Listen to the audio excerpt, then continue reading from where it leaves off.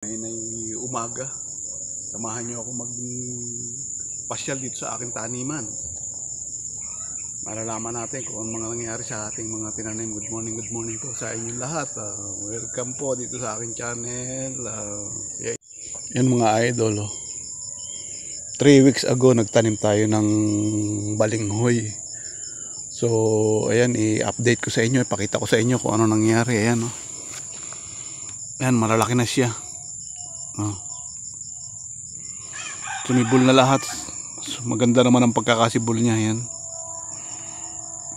Yan yung mga tinanim kong balinghoy nung huli kong vlog na nagtatanim ako.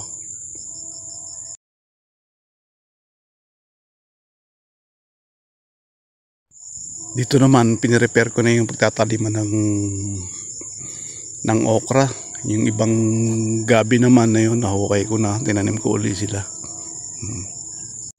Yan mga idol, yung mga nauna kong tinanim na okra. Yan. Kailangan diligan kasi tuyo na yung lupa niya, mainit ngayon araw. Ayan. Yan, marami din siya. Yan.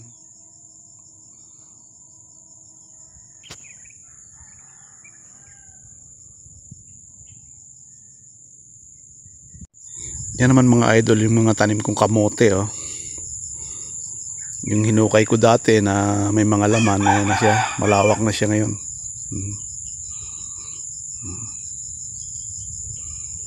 Malawak na yung kanyang pag-aanuhan. Paghuhukayan ko, marami na siya. Kasi dati konti lang yun. Good morning mga idol. Ganyan ba ang yung sili? Napakadaming bunga. Post na sa atin dati. Dito naman yung mga tanim kong iba. Puntahan natin yung mga iba ko pang pananim.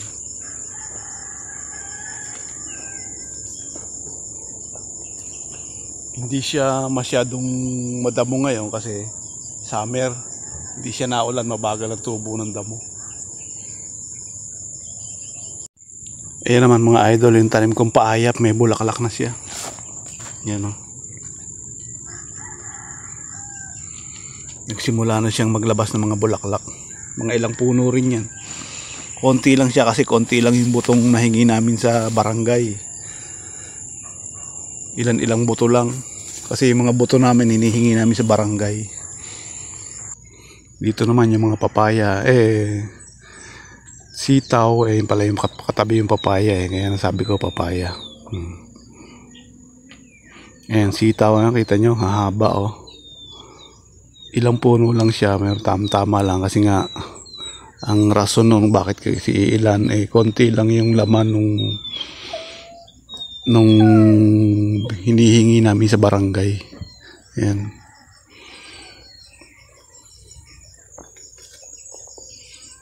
Mahal kasi ang buto kaya nangihingi lang kami.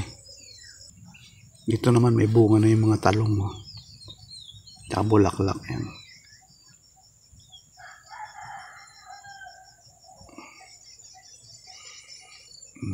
Kinakaykay ng aking mga alagang manok yan.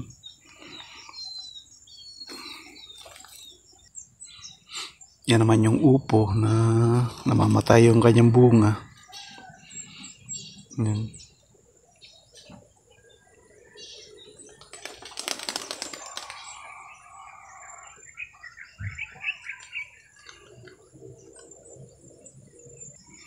Ito namang aking luya. Natutuyo ng dahon, siguro sign na pwede nang hukayin na yan, may laman na siya. Yan. May laman na siya. Yan.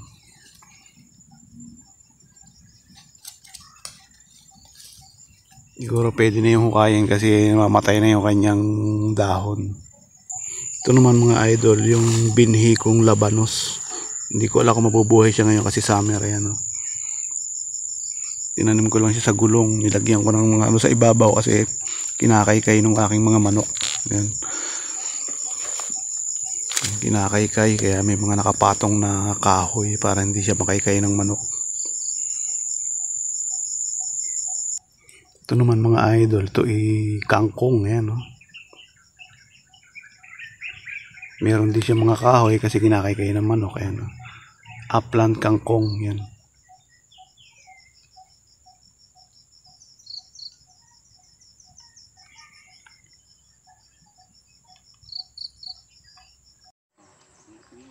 Oo, sige.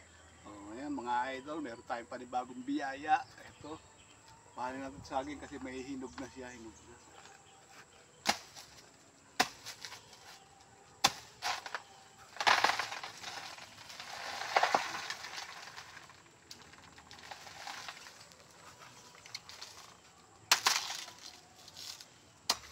Ito mga idol, oh, hinog na.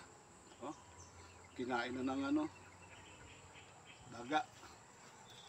Panibagong biyaya. Ayan. Itong kalamansi yan, may bulaklak na. Oh. Sana dumami yung bunga niya. Yan, may bulaklak na yung kalamansi.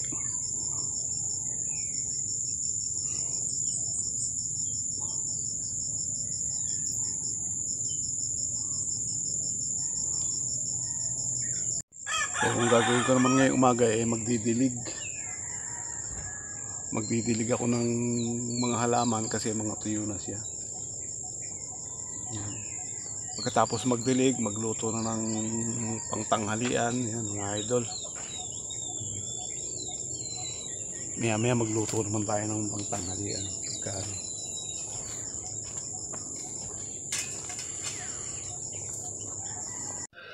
Yan mga idol, yung iluluto ko, dalawang walang kamatayang tilapia. Yan. Gagawin nating fish steak yan mga idol.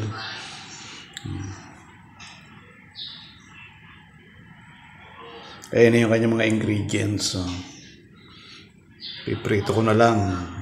Mantika na lang ako lang. Ayan, nilagyan ko rin ng asin niya. Konti lang kasi baka umalat. Gawa ng may toyo pa yan.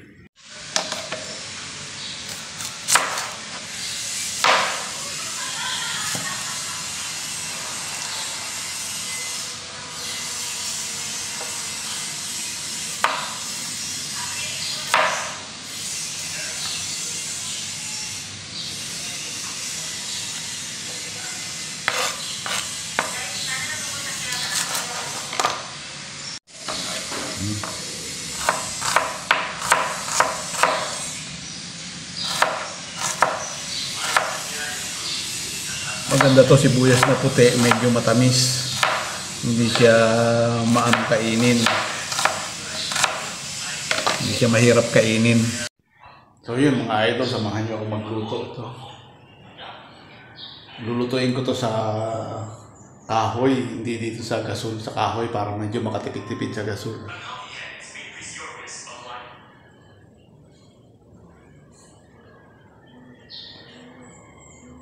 Dito ako magluluto mga idol.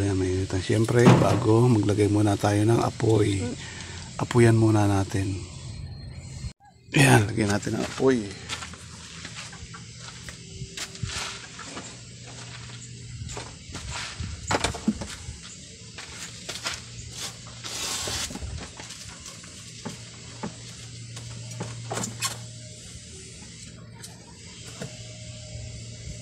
Outdoor cooking muna tayo mga idol. Tipid tayo sa gasol.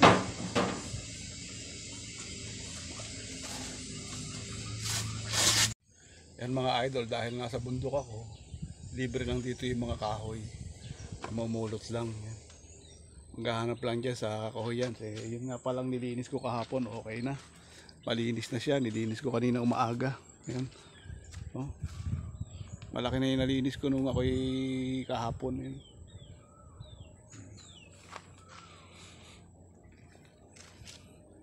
So yun mga idol. Yan yung aking bantam. Naghahanap ng iitlugan. Yan na siya mga idol. Oh. Ang kalaban lang dito ay mahangin. Ayan, oh. Tingnan niyo yung apoy, magalaw. Masyadong mahangin kaya tinakloban ko siya. Ayan, oh. Ito muna tayo, outdoor cooking muna tayo.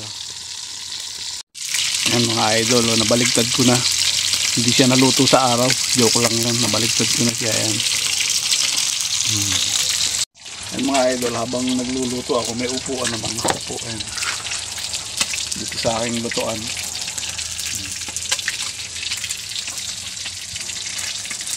Yun, maya luto na to. Kakain na tayo ng tanghalian mga idol. Ito nga pala, pang tanghalian. Tilapia, anong walang kamatayan tilapia. Yan mga idol, sa pinagpirituhan niya, diyan ko na rin niluto yung kanyang sauce. Yun, lalagay ko naman yung toyo na mix na siya. Eto na, yung ginawa ko kaninang sauce. Mix na siya yan. Yan, hintayin lang natin siyang lumapot para makuha na natin. Yan, malapit na siya. Siyempre, lagyan natin ng sili para masarap ang kain. Dahil okay siya, ayan, ibubuhos ko na sa kanya yung kanyang sauce. Ayan, siguradong masarap yan. Ayan, masarap yan. Ganda. Yun, idol. Kain na tayo. Okay na to. So, ayun mga idol.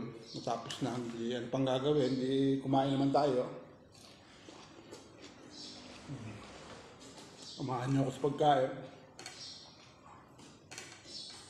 Hindi na ako nagkutsara kasi mas masarap daw kumain pag nakakamay.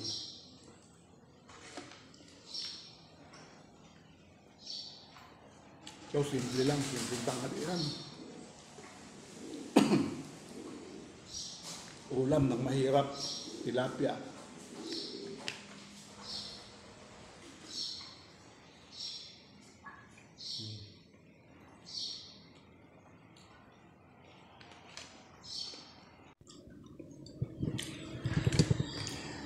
Ayun, ubos mga idol.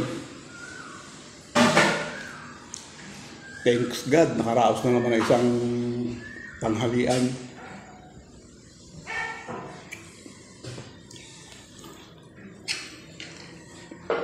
O yun mga idol, tapos na tayo kumain. Yun, hanggang dito na lang tayo. Huwag na kalimutang mag-like, subscribe sa aking channel. Lalo na sa mga subscriber, hindi subscriber, mga solid supporters. Maraming salamat po sa inyong lahat. Mga FW na mga nasa kahit saan panig ng mundo. Maraming salamat po sa pagsuporta. Dito na lang po muna tayo. Abangan nyo yung mga susunod pang mga video, mga idol. God bless.